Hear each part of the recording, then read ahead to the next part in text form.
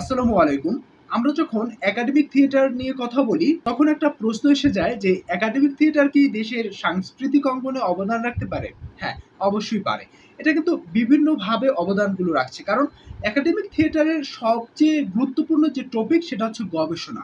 কারণ আপনি যখন একজন একাডেমিশিয়ান বা একজন একাডেমির কথা বলবেন, তখন ওই একাডেমিটা কিন্তু অনেকাংশে দাঁড়িয়ে থাকে তার গবেষণার উপরে। অর্থাৎ কি গবেষণা হলো, কি গবেষণা করলো। এই যে গবেষণাগুলো হচ্ছে বা গবেষণাগুলো করা হচ্ছে, এর ফলশ্রুতিতে কিন্তু ওই বিভাগ বা ওই একাডেমিক থিয়েটারটি ভালো একটা অবস্থানে পৌঁছে যেতে পারে। সেটা বলতে পারেন আপনি ওয়ার্ল্ড র‍্যাংকিং এবং বিভিন্ন র‍্যাংকিং করা হয়। সেই র‍্যাংকিংয়েও কিন্তু গবেষণাগুলো দেখে। অর্থাৎ সেক্ষেত্রে গবেষণা ক্ষেত্রে কিন্তু ভালো একটা অবদান রাখছে। এই যে গবেষণা কর্মগুলো আছে এগুলো কিন্তু কোথায় চলে যাচ্ছে? দেশের কাজে লাগছে। দেশের কাজেই কিন্তু এগুলো ব্যবহার করতে হচ্ছে। অর্থাৎ দেশ বলতে পারছে যে এইটা আমাদের গবেষক আছে, এই গবেষক আমাদের এখানে হয়েছে। সেটা যেকোনো সাবজেক্টের হতে পারে।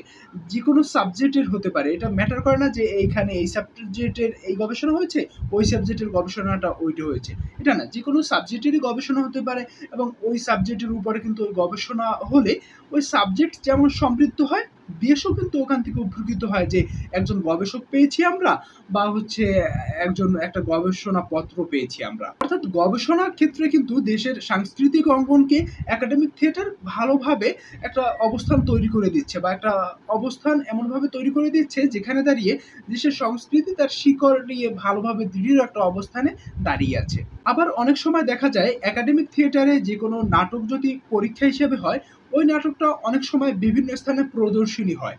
ওই প্রদর্শনীগুলোর মাধ্যমে কিন্তু ওই অঞ্চল বা ওই এলাকার মানুষকে সচেতন করতে পারছে।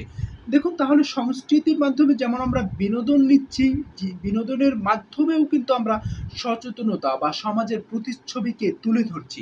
কারণ থিয়েটার বা নাটককে তো সমাজের দর্পণ হিসাবেই অভিহিত করা হয়ে থাকে।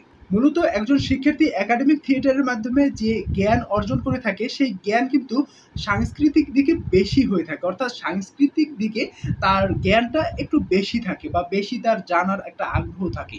তিনি যখন সাংস্কৃতিক দিক সম্পর্কে জানেন, কোনো একটা শিক্ষারই কিন্তু মাধ্যমটাই এরকম যে শিক্ষার উদ্দেশ্যটা এরকম। আমি যেটা জানবো সেটা অন্যকে জানাবো। সেক্ষেত্রে একজন শিক্ষার্থী যখন সাংস্কৃতিক দিকে অবগত হয়, কোনো একটা কিছু নতুন কিছু জানে, তখন তার কিন্তু একটা উদ্দেশ্যই থাকে এটা, তিনি হচ্ছে প্রচার করবেন বা অন্যকে জানাবেন। যেটা হচ্ছে শিক্ষার আমার কাছে মনে হয় এটাই উদ্দেশ্য যে আমি কিছু একটা শিখলাম, অন্যকে সেটা জানালাম। দেখুন তিনি যখন অন্যকে জানাবেন তখন কিন্তু আ সাংস্কৃতিক দিকে সমৃদ্ধ হচ্ছে বা একটা অবস্থান তৈরি হচ্ছে। সংস্কৃতি সম্পর্কে জানছে। দিন শেষে এটাই বলা যায় যে একাডেমিক থিয়েটার সাংস্কৃতিক অঙ্গনেও অবদান রাখতে পারে এবং রাখে।